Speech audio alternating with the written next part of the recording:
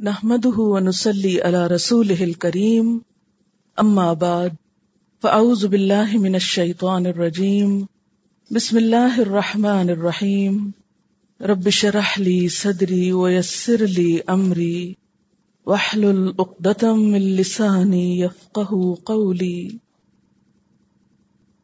لن يستنكف المسيح ان يكون عبدا لله ولا الملائكة المقربون لن يستنكف ہرگز آر نہیں سمجھا المسیح مسیح ابن مریم نے کس بات کو ان یکون کہ وہ ہوں عبدا للہ اللہ کے بندے، یعنی مسیح ابن مریم نے خود کبھی بھی اللہ کا بندہ بننے کو آر نہیں سمجھا، ولا الملائکۃ المقربون اور نہ ہی مقرب فرشتوں نے، یعنی اللہ کے جو مقرب ترین فرشتے ہیں وہ بھی کبھی خدائی کا دعویٰ نہیں کرتے، وہ بھی خود کو بندہ ہی سمجھتے ہیں اور اللہ کی بندگی میں کبھی آر نہیں سمجھتے۔ وَمَن يَسْتَنكِفْ عَنْ عِبَادَتِهِ اور جو کوئی بیزار ہوگا، آر سمجھے گا، عن عبادتہ اللہ کی عبادت کو، یا اس سے بیزار ہوگا، وَيَسْتَكْبِرْ اور تکبر کرے گا۔ تکبر کیا ہے؟ اللہ کی عبادت کا انکار۔ فَسَيَحْشُرُهُمْ إِلَيْهِ جَمِيعًا پس ان قریب وہ ان سب کو اکٹھا کر لے گا، الیہ اپنی طرف، پس ان سب کو وہ اپنی طرف اکٹھا کر لے گا، سب کے سب کو۔ اس آیت میں دراصل الوہیت مسیح کی تردید میں ایک اور دلیل پیش کی گئی ہے، اور وہ کیا ہے کہ عیسیٰ علیہ السلام اللہ کے بندے اور غلام بن کر رہنے میں کچھ آر محسوس نہیں کرتے، اور اسے آر سمجھنا تو درکنار، وہ اس میں فخر محسوس کرتے ہیں کہ وہ اللہ کے بندے ہیں، اور یہی حال مقرب فرشتوں کا بھی ہے۔ تو اس لیے عیسیٰ علیہ السلام کبھی یہ سوچ بھی نہیں سکتے کہ وہ اپنے آپ کو خدائی میں شریک کریں، اور ویسے بھی جو کسی کا بندہ ہو اور غلام ہو وہ اس کا شریک نہیں ہوا کرتا۔ غلام مملوک تو ہو سکتا ہے، شریک نہیں ہوتا۔ اور یہاں پر جو لفظ یستنکف استعمال ہوا ہے، نون کاف فے، اس کا معنی ہوتا ہے کسی چیز کو اپنے لیے باعث آر سمجھنا، کسی بات کو حقیر سمجھ کر غرور کے ساتھ اس سے سرتابی کرنا، قابل آر سمجھنا، غیرت، حمیت، خودداری یا تکبر کی وجہ سے اس سے منہ موڑ لینا۔ وفد نجران نے حضور صلی اللہ علیہ وسلم سے کہا کہ آپ عیسیٰ علیہ السلام کو عیب لگاتے ہیں کہ ان کو بندہ کہتے ہیں۔ آپ صلی اللہ علیہ وسلم نے فرمایا کہ مسیح علیہ السلام کے حق میں یہ آر نہیں ہے کہ وہ اللہ کا بندہ اور رسول ہیں، اور اسی سلسلے میں یہ آیت نازل ہوئی۔ عیسائی حضرات خود اس بات کا اقرار کرتے ہیں کہ عیسیٰ علیہ السلام زیتون کی پہاڑی پر اللہ کی عبادت کیا کرتے تھے۔ تو ان سے یہ پوچھا جا رہا ہے کہ اگر وہ اللہ یا اللہ کا حصہ یا اللہ کا بیٹا تھے تو وہ اس کی عبادت کیوں کرتے تھے؟ یعنی ان کی اپنی باتوں میں کنٹراڈکشن۔ اور پھر فرشتے ایسی مخلوق ہیں جن کا نہ باپ ہے نہ ماں ہے، لیکن وہ بھی اپنے آپ کو اللہ نہیں سمجھتے۔ یعنی ایک اور وجہ تھی نا عیسیٰ علیہ السلام کو خدا کہنے کی کہ ان کے کوئی باپ نہ تھے۔ فرمایا فرشتوں کے کون باپ ہیں، فرشتوں کی کون اولاد ہے؟ لیکن انہوں نے کبھی خود کو خدا نہیں کہا، بلکہ وہ اپنی خوشی کے ساتھ اللہ کی عبادت میں مصروف رہتے ہیں اور اس عبادت میں کبھی بھی آر محسوس نہیں کرتے۔ وَمَن يَسْتَنكِفْ عَنْ عِبَادَتِهِ وَيَسْتَكْبِرْ اور جو اس کی عبادت کو آر سمجھے گا اور تکبر کرے گا، جیسا کہ سورۃ المؤمن میں آتا ہے، ان الذین یستکبرون عن عبادتی سیدخلون جہنم داخرین، کہ جو لوگ میری عبادت سے تکبر کرتے ہیں ان قریب وہ ذلیل و خوار ہو کر جہنم میں داخل ہوں گے۔ اللہ کی عبادت سے آر کیا چیز ہوتی ہے اور یہ کیسے ہوتی اور یہ کب ہوتی؟ کہیں ہم تو نہیں ایسا کرتے، کیونکہ سزا بہت سخت بتائی گئی نا۔ ایک جگہ کہا گیا میں ان سب کو اپنی طرف اکٹھا کروں گا، وہ جائیں گے کہاں ایسا کر کے. دوسری جگہ کہا جہنم میں ذلیل و خوار ہو کے داخل ہوں گے. تو اللہ کی عبادت سے آر کیسے ہوتی ہے، کیا ہوتا ہے؟ آر کیا ہوتی؟ یعنی کسی بھی چیز کو کرنے میں اپنی ہتک محسوس کرنا. تو کہیں ایسا تو نہیں کہ ہم اللہ تعالی کی عبادت کرنے میں، اللہ کا کوئی حکم ماننے میں اپنی کمتری محسوس کرتے ہوں، یا اسے اپنی شان کے خلاف سمجھتے ہوں، یا اپنے سٹیٹس کے خلاف سمجھتے ہوں کہ نہیں یہ تو غریب لوگوں کا کام ہے، یہ تو جاہل لوگوں کا کام ہے کہ وہ سر ڈھکے پھرتے ہیں یا ہر جگہ نماز پڑھتے ہیں. اس محفل میں کوئی نماز کا موقع ہے، یہاں تو استری خراب ہو جائے گی، اور یہاں نماز پڑھنے سے میک اپ خراب ہو جائے گا. کیا یہ بھی عبادت سے آر کی قسمیں نہیں ہیں؟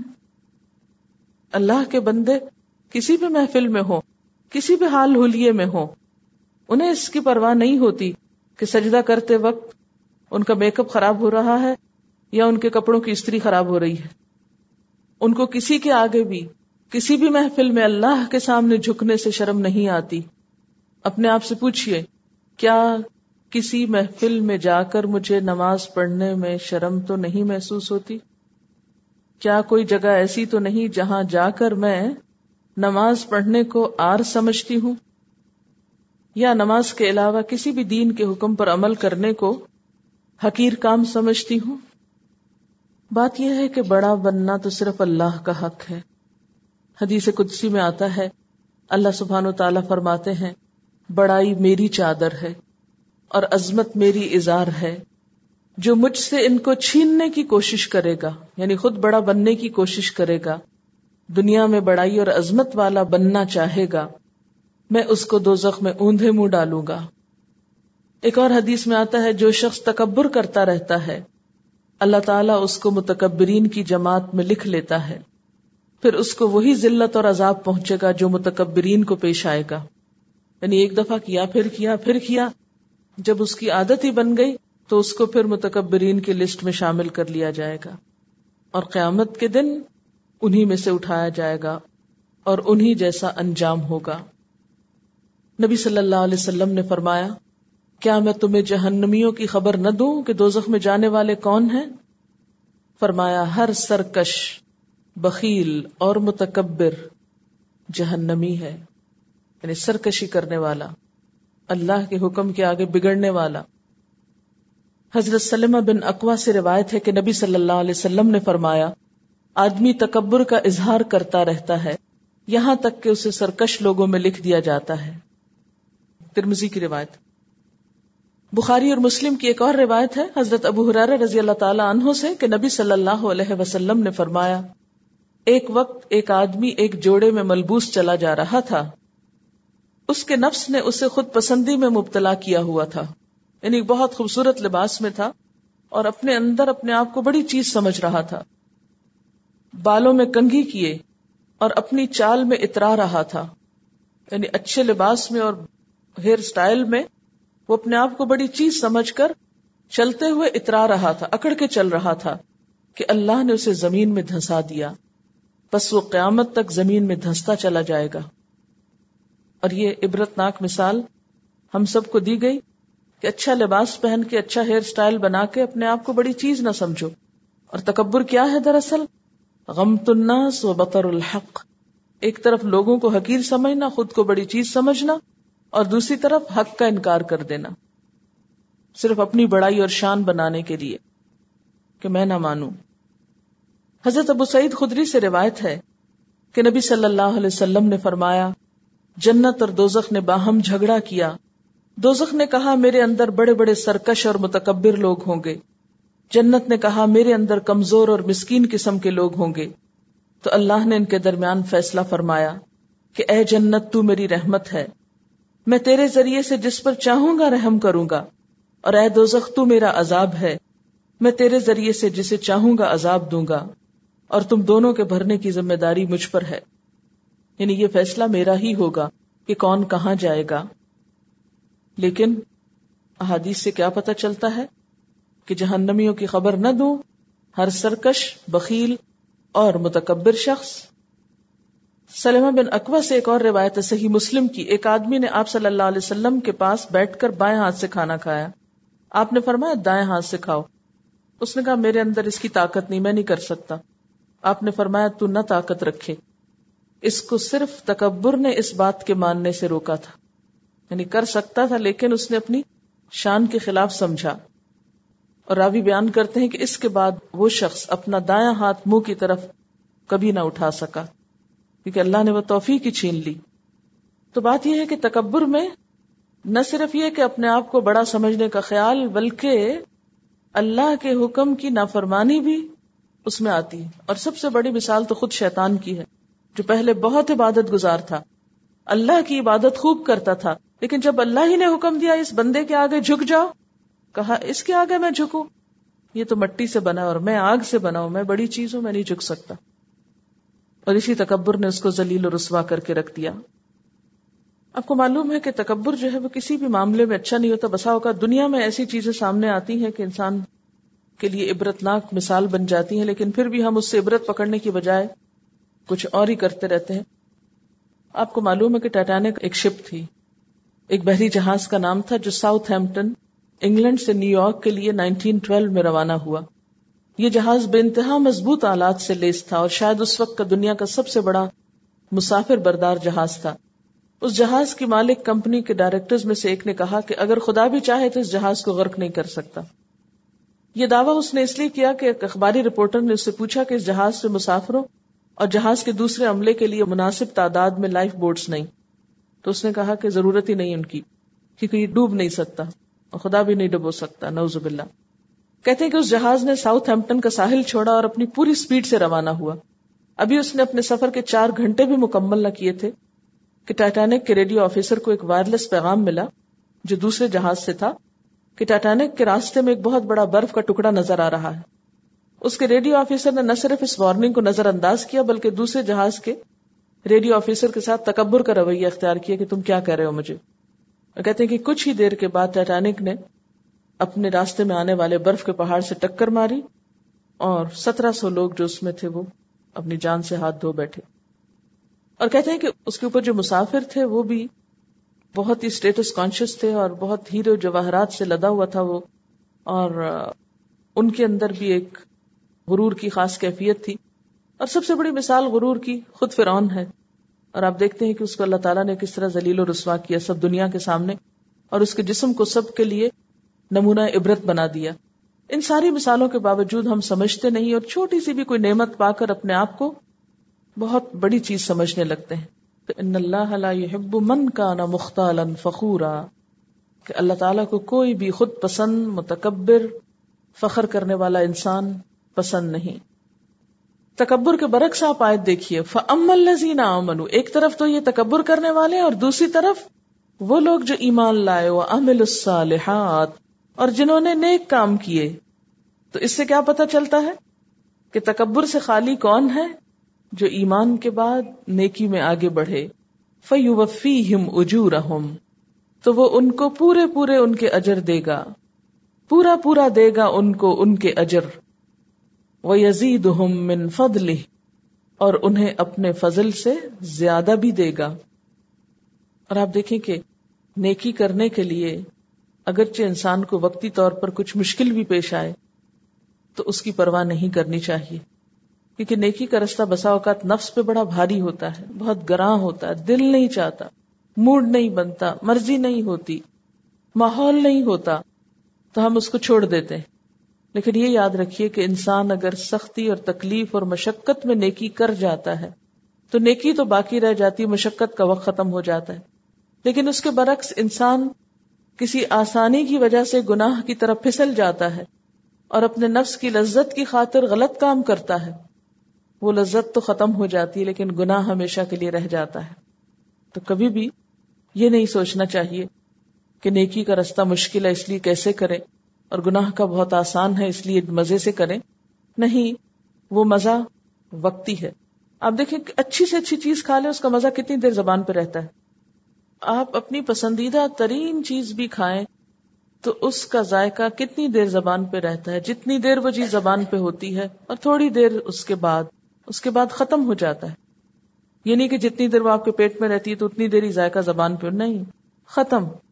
اب آپ سوچیں کہ لقمہ حرام خواہ کتنا ہی لذیذ کیوں نہ ہو، کتنا ہی مزے کا کیوں نہ ہو، وہ مزہ تو بڑی جلدی ختم ہو جائے گا، لیکن وہ حرام جسم میں پہنچ کر خون میں اور ہڈیوں میں اور گوشت میں شامل ہو جائے گا، اور پھر جو لقمہ حرام سے بنا ہو اس کے لیے جنت تو نہیں۔ اسی طرح کوئی اور حرام کام انسان کرتا ہے، اس کی لذت بھی چند لمحوں کی ہو سکتی، مثلا زنا ہے یا شراب ہے یا کچھ اور، تو یہ ساری لذتیں کیا ہیں؟ وقتی، لیکن اس کے بعد کے اثرات اور ان کے نتائج دنیاوی اعتبار سے بھی انسان کو گناہوں کے بوجھ تلے دبا دیتے ہیں اور مسلسل روح پر ایک بوجھ بن جاتے ہیں یہ سارے گناہ، اور آخرت کے اعتبار سے بھی انسان کے لیے انتہائی نقصان دہ ہیں۔ پھر فرمایا وَأَمَّا الَّذِينَ اسْتَنكَفُوا، یعنی استنکاف کو آگے پیچھے کر کے بیچ میں عمل صالح کی بات ہے۔ اس کا مطلب کیا ہے کہ تکبر کا اپوزٹ کیا ہے؟ نیکیوں کی طرف جھک جانا، مائل ہونا۔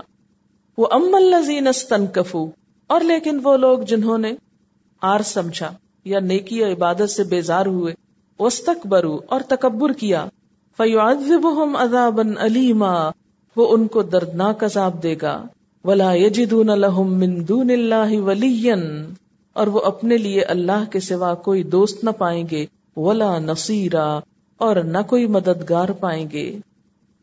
یہ جو آیت ہے نا وَلَا يَجِدُونَ لَهُم مِّن دُونِ اللَّهِ وَلِيًّا، انہیں اللہ کے سوا کوئی دوست نہ ملے گا اور نہ کوئی مددگار ملے گا، وَلَا نَصِيرًا۔ یہ کیوں کہا گیا؟ ہوتا یہ ہے کہ دنیا میں انسان دوستوں کی خاطر، لوگوں کی خاطر، لوگوں میں شہرت پانے کی خاطر، لوگوں کی نظروں میں بڑا بننے کی خاطر یہ سب کچھ کرتا ہے، اور قیامت کے دن یہی لوگ چھوڑ جائیں گے، یہ شہرت کسی کام نہ آئے گی، یہ مقبولیت سب بیکار کی ہے اگر خدا ناراض ہو گیا۔ مثلا بعض اوقات ہم سوچتے ہیں نا یہ غلطی ہم کر رہے ہیں، اسے چھوڑ دینا چاہیے، پھر ہم کہتے ہیں نہیں چھوڑا تو یہ اور یہ نقصان ہوگا، میری پاپولیرٹی کم ہو جائے گی، میری پریسٹیج کا مسئلہ ہے، میری انا کا مسئلہ ہے، فلاں کا ہے، فلاں کا ہے۔ ذرا سوچئے کہ یہ ساری چیزیں اکٹھی کر لیں اور ان کو قیامت کے دن اپنے بچاؤ کے لیے ساتھ رکھ لیں، فرمایا کچھ بھی نہیں کام آئے گا، کوئی چیز ساتھ نہیں دے گی، پھر کیا فائدہ؟ یہ تو سب پھر ایک دھوکہ ہے، کیونکہ اللہ تعالیٰ صاف فرما رہے ہیں وَأَمَّا الَّذِينَ اسْتَنكَفُوا وَاسْتَكْبَرُوا، اور لیکن وہ لوگ جنہوں نے عبادت کو آر سمجھا اور تکبر کیا، ان کے لیے کیا ہوگا؟ فَيُعَذِّبُهُمْ عَذَابًا أَلِيمًا وَلَا يَجِدُونَ لَهُم مِّن دُونِ اللَّهِ وَلِيًّا وَلَا نَصِيرًا، ان کو اللہ دردناک سزا دے گا، اور اللہ کے سوا جن کی سرپرستی اور مددگاری پہ وہ بھروسہ رکھتے ہیں ان میں سے وہ کسی کو بھی وہاں نہ پائیں گے۔ یا ایھا الناس، اے لوگو، سب کو خطاب ہے، اے لوگو، قد جاءکم، تحقیق آ چکا تمہارے پاس، برہان من ربکم، برہان حجت تمہارے رب کی طرف سے، وانزلنا الیکم نورا مبینا، اور نازل کیا ہم نے تمہاری طرف نور مبین، واضح نور، ایسی روشنی جو تمہیں صاف صاف راستہ دکھانے والی ہے۔ فَأَمَّا الَّذِينَ آمَنُوا، تو لیکن وہ لوگ جو ایمان لائے، وَاعْتَصَمُوا بِهِ، اور انہوں نے اس کو مضبوط تھاما، فَسَيُدْخِلُهُمْ فِي رَحْمَةٍ مِّنْهُ، تو عنقریب وہ انہیں اپنی رحمت میں داخل کرے گا، وَفَضْلٍ، اور فضل میں، وَيَهْدِيهِمْ إِلَيْهِ صِرَاطًا مُسْتَقِيمًا، اور انہیں اپنی طرف آنے کا سیدھا راستہ دکھائے گا۔ یہاں پر جو لفظ برہان استعمال ہوا ہے یہ بے رے ہے سے ہے، برہن سفید اور چمکدار ہونا، برہان وہ دلیل جو واضح اور ثابت ہو اور اس کی تائید کلام الہی سے بھی ہوتی ہو، برہان وہ دلیل جس سے جھگڑا ختم ہو جائے، جس کے بعد کسی کو عذر کی گنجائش نہ رہے، ایسی حجت جس سے شبہات زائل ہو جائیں، اسی لیے آگے اسے نور سے تعبیر کیا گیا، قد جاءکم برہان من ربکم وانزلنا الیکم نورا مبینا۔ تو یہاں پھر برہان کیا چیز ہے کہ تمہارے پاس برہان آ گئی، یعنی نبی صلی اللہ علیہ وسلم، وانزلنا الیکم نورا مبینا، اور ہم نے تمہاری طرف نور اتارا، یعنی قرآن پاک، اور نورم مبینہ ہے، بیان کرنے والا نور۔ یہاں نبی صلی اللہ علیہ وسلم کے علاوہ قرآن کو بھی برہان کہا جائے گا۔ فرمایا کہ اگر تم یہ سمجھتے ہو کہ یہ اللہ کا کلام نہیں بلکہ کسی انسان کا کلام ہے، تو جیسے پیچھے ایک چیلنج دیا گیا تھا نا کہ تم سب مل کر پھر کیا کرو، ایک دوسرے کی مدد کرو اور اس جیسی ایک صورت بنا لاؤ، لیکن آپ جانتے ہیں کہ کوئی بھی اس کام کو کر نہ سکا۔ یہاں پر بنیادی طور پہ ایک صورت کا اختتام ہو رہا ہے۔ سارے عقائد کا ذکر کرنے کے بعد تمام انسانیت کو اللہ کی طرف آنے کی دعوت دی جا رہی ہے، اور اس دعوت کے بنیادی اصول کیا ہیں؟ نمبر 1، تمہارے پاس اللہ کے رسول آئے ہیں۔ نمبر 2، تمہارے پاس کتاب آئی ہے۔ اب تم سیدھا راستہ چاہتے ہو تو ان 2 چیزوں کو پکڑ لو۔ اچھا، پھر قرآن کو نورم مبین کیوں کہا گیا؟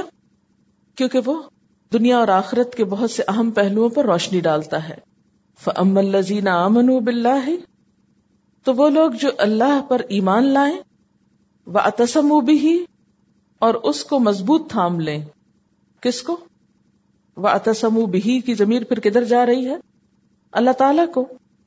جو لوگ اللہ کی بات مان لیں اور اللہ کا دامن تھام لیں، اللہ سے مضبوط تعلق قائم کرے۔ وَاعْتَصَمُوا بِهِ، اب آپ دیکھیں، امیجن کرے ایمان لے آئے اللہ پر، اب کہا جا رہا ہے اس کو مضبوط پکڑو۔ اب اللہ تعالیٰ کی ذات ایسی تو نہیں کہ جس کے ساتھ جا کے ہم چمٹ جائیں گے۔ اس سے مراد کیا ہے کہ اپنا تعلق اس سے مضبوط کرو۔ وہ کیسے ہوتا ہے؟ آپ کو کب اللہ سے تعلق مضبوط محسوس ہوتا ہے؟ جب آپ اس کی اطاعت میں ہوتے ہیں، اور جب آپ اس کی نافرمانی کرتے ہیں تو کیا ہوتا ہے؟ دوری دوری ہونے لگتی۔ تو وَاعْتَصَمُوا بِهِ کا مطلب پھر کیا ہوا؟ یعنی اس کی اطاعت کر کے اس سے قریب ہو جاؤ، اس کے اوپر بھروسہ کرو، اس پر اعتماد کرو۔ ایسے لوگوں کو وہ کیا کرے گا؟ فَسَيُدْخِلُهُمْ فِي رَحْمَةٍ مِّنْهُ، ان قریب ان کو اپنی رحمت میں داخل کرے گا، وَفَضْلٍ، اور فضل میں، یعنی جنت میں، وَيَهْدِيهِمْ إِلَيْهِ صِرَاطًا مُسْتَقِيمًا، اور انہیں اپنی طرف آنے کا سیدھا راستہ دکھائے گا۔ تو گویا سیدھا راستہ کب ملتا ہے، کیسے ملتا ہے؟ جب انسان نمبر 1 اللہ پر ایمان لاتا ہے، نمبر 2 اس کو تھام لیتا ہے، اس سے تعلق قائم کرتا ہے، اس کی اطاعت کرتا ہے، اور اطاعت کے لیے برہان اور فرقان یعنی نبی صلی اللہ علیہ وسلم اور قرآن حکیم 2 چیزیں۔ ایسے لوگ اللہ کی رحمت میں آ جاتے ہیں اور انہیں سیدھا راستہ مل جاتا ہے۔ فَسَيُدْخِلُهُمْ فِي رَحْمَةٍ مِّنْهُ، ایسے لوگوں کو اللہ تعالیٰ اپنی رحمت میں داخل کرے گا، وَفَضْلٍ، اور زیادہ دے گا، وَيَهْدِيهِمْ، اور پھر رحمت اور فضل کے بعد آپ دیکھیں وَيَهْدِيهِمْ إِلَيْهِ صِرَاطًا مُسْتَقِيمًا، اور ان کو سیدھا راستہ دکھائے گا، سیدھے رستے کی طرف رہنمائی کرے گا، کیونکہ یہ اس کا کام ہے۔ جب کوئی تڑپ کر نکلتا ہے اور صرف اس کو پکارتا ہے، پھر ہو نہیں سکتا کہ وہ جواب نہ دے۔ اگلی بات جو ہے سورت کے اختتام پر پھر کلالہ اور میراث کی ہے۔ اب دیکھیے کہ سورت کا کیا خوبصورت انداز ہے نا، ابتدا میں احکام دیے گئے، پھر اختتام پر وہی احکام ہے۔ اس سے ایک تو یہ پتہ چلتا ہے کہ علم المیراث کتنا اہم ٹاپک ہے، اور دوسری بات یہ ہے کہ ایک بیلنس بھی ہے۔ کوئی چیز بگننگ اور اینڈ میں ہوتی ہے تو اس کی طرف توجہ زیادہ ہوتی۔ یستفتونک، وہ فتویٰ مانگتے ہیں آپ سے، قل اللہ یفتیکم فی الکلالہ، کہہ دیجئے کہ اللہ فتویٰ دیتا ہے تم کو، جواب دیتا ہے تم کو، فی الکلالہ، کلالہ کے بارے میں۔ کلالہ کون؟ لا والد لہ ولا ولد، جس کے نہ والدین ہوں اور نہ اولاد۔ ہمارے ہاں عام طور پر لا ولد کا لفظ استعمال ہوتا ہے، لیکن کلالہ کے لیے صرف لا ولد نہیں بلکہ لا والد بھی ہونا ضروری ہے۔ کلالہ کی میراث کا حکم آیت نمبر 12 میں بھی گزر چکا ہے۔ یہاں پر اس کے دوسرے پہلو کا ذکر ہے جس کے بارے میں صحابہ کرام نے پوچھا تھا، اسی لیے لفظ یستفتون کا آیا۔ آیت نمبر 12 میں کلالہ کے اخیافی بہن بھائی، اخیافی جن کی ماں ایک ہو، اور باپ الگ ہوں، جبکہ یہاں حقیقی یا اللاتی بہن بھائیوں کا ذکر ہے. تو فرمایا کہ ان امرؤ ہلک، اگر ایک شخص ہلاک ہو جائے یعنی فوت ہو جائے، لیس لہ ولد، جس کی اولاد نہیں، ولہ اخت، اور اس کی بہن ہے. لیکن یہ بہن کون سی ہے؟ یا تو حقیقی بہن یا باپ کی طرف سے. یعنی پیچھے کلالہ کا ذکر جو ہوا تھا وہ مختلف تھا، یہاں سے فلہا نصف، تو اس کے لیے آدھا ہوگا، ما ترکا، جو وہ چھوڑ جائے. کون چھوڑ جائے؟ کلالہ.